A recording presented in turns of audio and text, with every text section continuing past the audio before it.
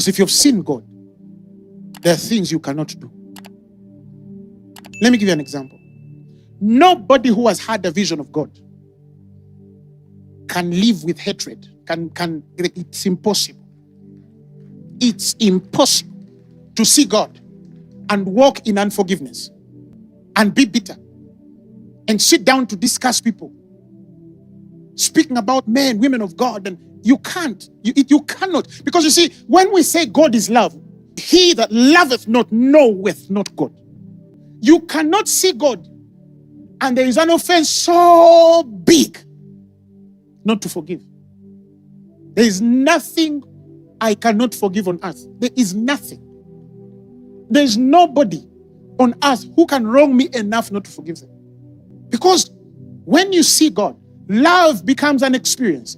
That's what Paul is saying, that you might know the love of God that surpasses mere knowledge, Ephesians 3:18, without experience. You know, there are people who are speaking of a love. He says that you may have the power and be strong to apprehend and grasp with all the saints. That and experience, that love.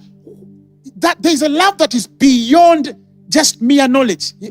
Let's love our, sometimes I hear preachers say, we need to walk in love. And the very man of God is speaking evil about another. He's everywhere he goes, he's backbiting him. And you're thinking, that's the revelation of love that comes with mere knowledge. But when love becomes an experience, 3:19 Ephesians, that surpasses mere knowledge. The Bible says you'll be filled through all your being unto all the fullness of God. And it says, and you will have the richest measure of the divine presence, and you'll become a body wholly filled and flooded with God himself. So at that level, they don't advise you to love. It becomes part of your nature. Nobody who knows me can doubt that I love them. Nobody. If they say don't, they don't know me.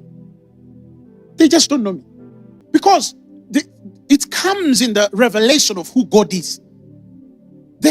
You will know when you've seen God, you know how to respond to his presence. When you've seen God, you're attracted to certain things. There are certain things that call you and there are things that can never call you. There are things you can be and there are things you cannot be. It does not mean that you will be perfect. You might be imperfect.